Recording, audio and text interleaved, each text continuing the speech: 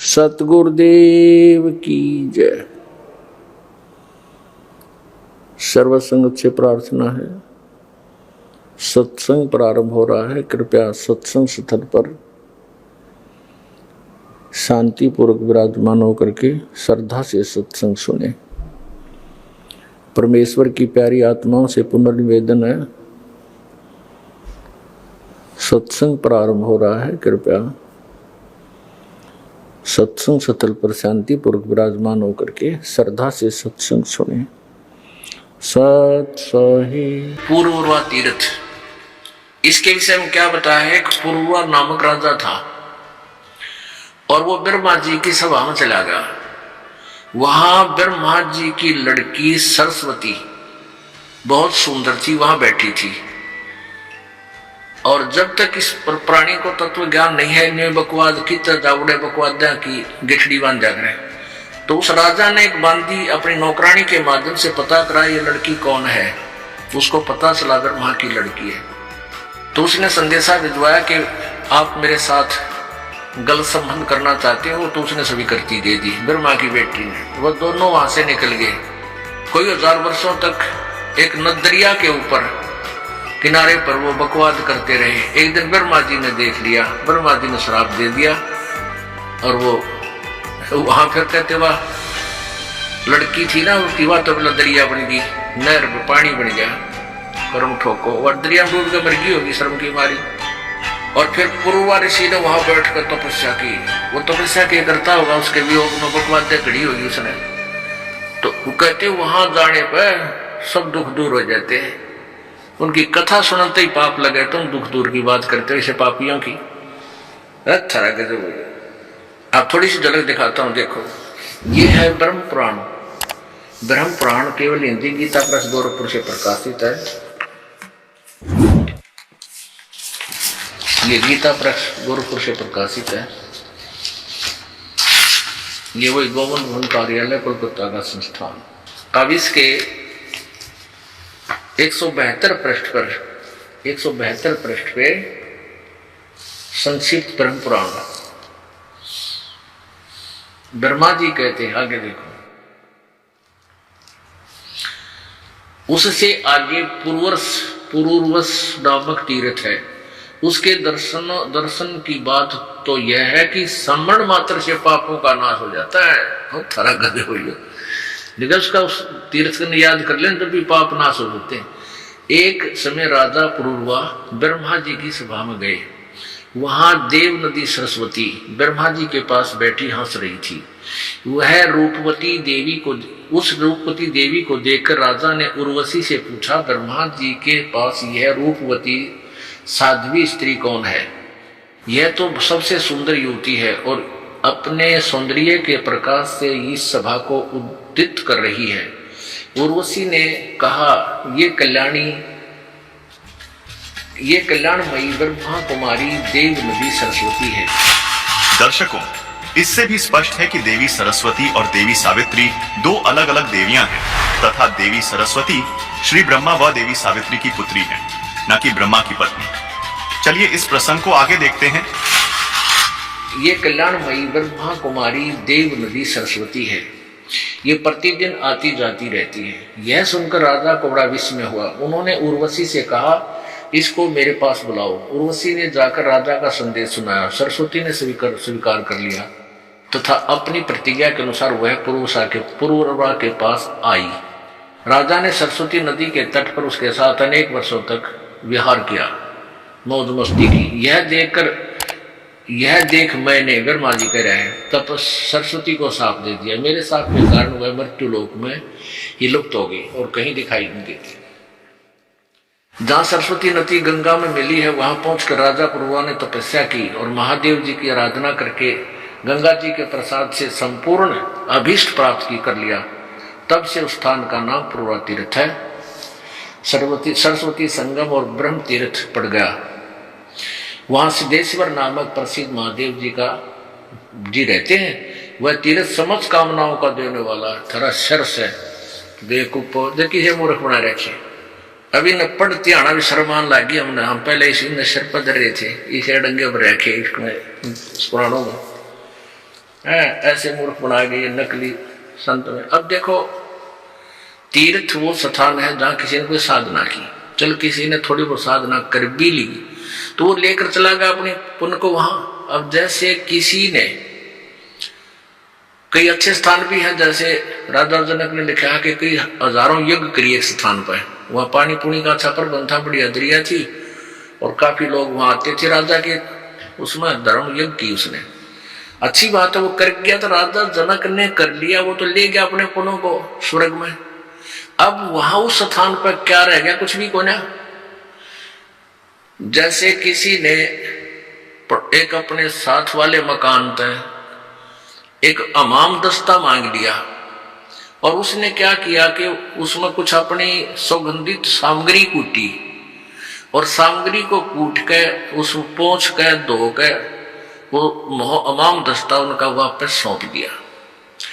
अब उस हमाम दस्ते में वो सामग्री सारी निकालने के बाद भी महक रहेगी, वो महक उस कमरे में आ रही है जहां वो हमाम दस्ता रखा था। तो उस परिवार वाले उसमें जाते हैं, कहते हैं मैं किस चीज की आती है, तो उन्होंने देखा हमाम दस्ते में से आ रही है और उनको पता था कि कोई पड़ोसी ले गया था, उसने कोई अपनी सुगंधित सामग्री इसमें कुट्टी छेती है। कुछ दिनों हुआ बिना रही महक भी खत्म होगी उसकी। अब जैसे उस वास्तविक वस्तु का लाभ उठाने के लिए उस पड़ोसी की तरह सामग्री लाओ और कूटो और फिर पूरा लाभ उठाओ, ये वो तीर्थ तो हमाम दस्ता खाली, वहां ऋषि था वो अपने कूट के बना के भक्ति जो चला गया, उस हमाम दस्ते में के सूंघने जाएंगे क्या लेंगे। वैसी ही क्रिया आप यहां बरवाड़ा कर लो, यो तीर्थ हमारे लिए, ये साधना हम कर रहे हैं, हमारा ये तीर्थ है। अब देखिएगा श्रीमद् देवी भागवत में बिल्कुल क्लियर कर दिया। अब देखिएगा श्रीमद् देवी भागवत गीता प्रेस गोरखपुर से प्रकाशित है। ये वही है, संपादक हनुमान प्रसाद पोदार, चिमनलाल गोस्वामी। अब बार बार क्यों दिखाना पड़ा कि देखो न सोचे ये नकली छाप रहे हो अपनी, पेटा ना पर विश्वास ना हो बच्चे गए। गीता प्रेस गोरखपुर प्रकाशित है, गोविंद मुन कार्यालय कोलकाता स्थान। एक बार ये दास वहां नासिक में सत्संग कर रहे थे, नासिक महाराष्ट्र में, वहां टेंट ला रखे, हम भक्ता ने सत्संग हो रहे, 2-4 बुढ़े और आगे सत्संग शाम के समय। जब ये दास कहे कि ब्रह्मा विष्णु महेश नासवान है तो न्यू वहां खड़े हुए, अब ये कौन आ गया। और फिर दास ये दिखा दे, पहले ये दास ऐसे कर रहा था, नो ऊपर से दिखा दूं था, देखो देवी, पहले ऐसे था हमारे पास, ये सिस्टम ऊपर वाला नहीं था, प्रोजेक्टर पर आता था कि देखिए ये ऊपर से दिखा था गीता प्रेस गोरखपुर ये नो का नो, और फिर अंदर चला जाता था जहां हमने प्रकरण दिखाना है। तो बूढ़े नो आपस में ये षड्यंत्रकारी है, ऊपर जल्द जल्द अपनी बना रहा है, दिखा अंदर चला दिखाता। कुदरती फिर मेरे याद आ गई, वो स्वाभाविक, वहां हमारे भगत तो रहते ही थे, बैठते थे उनके साथ हमारे भक्त यहाँ से। तो फिर जब मैंने ये अंदर से भी दिखाया ना, ये हनुमान प्रसाद पोदार, चिमनलाल गोस्वामी, बूढ़े नो करे, ये तो वही है जो हम क्या करते हैं डेली, वही है। अपनी देखांगे जाकर, यानी फिर भी पेटा ना भरा कि हम अपने वाले पृष्ठ नोट करें, शकंद नोट करें। अगले दिन वो सारे नो के नो पाए, बुढ़े ढीले हो गए। फिर अब देखिएगा, आपको दिखाते हैं, निचोड़ कर रखा है इन्होंने भी सच्चाई जो परमात्मा बताते हैं, इन्होंने सारे डले डुबा कर लास्ट में कहनी पड़ी बात, लेकिन उसका किसी का असर नहीं, स्वयं भी असर नहीं। उनका जो लेखक है Vyas ji is the writer of Purana and Veda and Gita ji, ये उनका राइटर है, लेखक है, लेकिन असर इसका भी कोई ना। जिसमें निशान ला रखे हैं ये वही है, ये है 6ठा स्कंद और पृष्ठ नंबर 416 पे श्री संक्षिव देवी भागवत। व्यास जी कहते हैं, अब व्यास जी कहते हैं, यहां बताते हैं, बद्री का आश्रम अत्यंत पवित्र स्थान है, यह बात सर्वत्र प्रसिद्ध है। इसी स्थान पर रहकर नर और नारायण नामक 2 मुनियों ने कठोर तपस्या की। वामनाश्रम और सत्योपाश्रम भी प्रसिद्ध हैं, जो मुनि जहां रहकर तपस्या कर चुके हैं वह स्थान उन्हीं के नाम से प्रसिद्ध हुआ। अब पता लगा ना तीर्थ किसे कहते हैं। राजन, इस प्रकार असंख्य पवित्र स्थान भूमंडल पर हैं। मुनियों ने इन सब को अत्यंत पावन बतलाया है। भूपते इन स्थानों में प्राय सर्वत्र भगवती जगदम्बा के मंदिर हैं। कुछ ऐसे तीर्थ भी हैं जिनका नियमतः दर्शन कर लेने से पापों का उच्छेद हो जाता है। ये भी नशे बोला ना करा व्यास जी भी। आगे देखिए, खुद कह रहा है कि इनके दर्शन कर ले, इन नियमित दर्शन कर लेने से पापों का उच्छेद हो जाता है। उन तीर्थों का प्रसंग आगे चलकर वर्णन करूंगा। आगे देखो, और फिर क्या है 417 पृष्ठ पे क्या कह रहा है। राजन, यह निश्चित है कि तीर्थ देह संबंधी मैल को धोकर साफ कर देते हैं, किंतु मन के मैल धो देने के लिए उनमें शक्ति नहीं है। वाह भाई वाह। चित्त शुद्ध तीर्थ गंगा आदि तीर्थों से भी अधिक पवित्र माना जाता है। ये चित्त शुद्ध तीर्थ, ये सत्संग है परम संत का। यदि भाग्यवश चित्त शुद्धि तीर्थ सुलभ हो जाए तो मानसिक मल के धुल जाने में कोई संदेह नहीं। परंतु राजन, इस चित्त शुद्धि तीर्थ को प्राप्त करने के लिए ज्ञानी पुरुषों के सत्संग की विशेष आवश्यकता है। वेद शास्त्र व्रत तप यज्ञ और दान से चित्त शुद्धि तीर्थ का प्राप्त होना बहुत कठिन है। वशिष्ठ जी ब्रह्मा के पुत्र थे। उन्होंने वेद और विद्या का सम्यक प्रकार से अध्ययन किया था। गंगा के तट पर निवास करते थे, तथापि द्वेष के कारण विश्वामित्र के साथ उनका वैमनस्य हो गया, बैर हो गया, और दोनों ने परस्पर शाप दे दिया और उनमें भयंकर युद्ध होने लगा।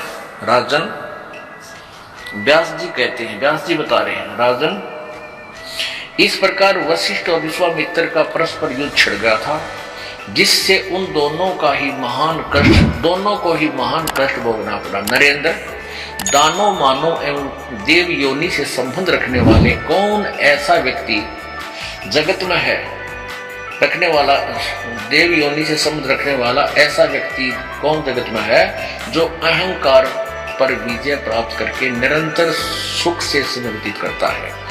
इससे सिद्ध हो रहा है कि श्रेष्ठ पुरुषों के लिए भी चित्त का शुद्ध होना बड़ा कठिन है। अतः सम्यक प्रकार से चित्त को शुद्ध कर लेना ही परम आवश्यक है। अन्यथा तीर्थ, सत्य, दान तथा धर्म के जितने साधन है वे सब के सब कोई विशेष प्रयोजन सिद्ध नहीं कर सकते। अब कितना क्लियर हो गया। अब आखिर में व्यास जी ये कहना चाहते हैं कि चित्त शुद्धि तीर्थ यानी परम संतों का सत्संग, परम संत का सत्संग ये मिलना चाहिए जो मन के मैल न धो दे। और ये मिलना बड़ा मुश्किल है, क्योंकि वशिष्ठ मुनि ने वेदों को पढ़ा और फिर विश्वामित्र ने भी वेद पढ़े, दोनों विद्वान, और दोनों का झगड़ा हो गया छोटी सी बात पे। किस बात पर हुआ कि वशिष्ठ मुनि जी विश्वामित्र को कहते थे कि आओ राजऋषि, क्योंकि उन्होंने राज्य त्याग कर साधना प्रारंभ की थी, उनमें अभी अहम था। अब इसी बात पर विश्वामित्र और वशिष्ठ का झगड़ा हो गया।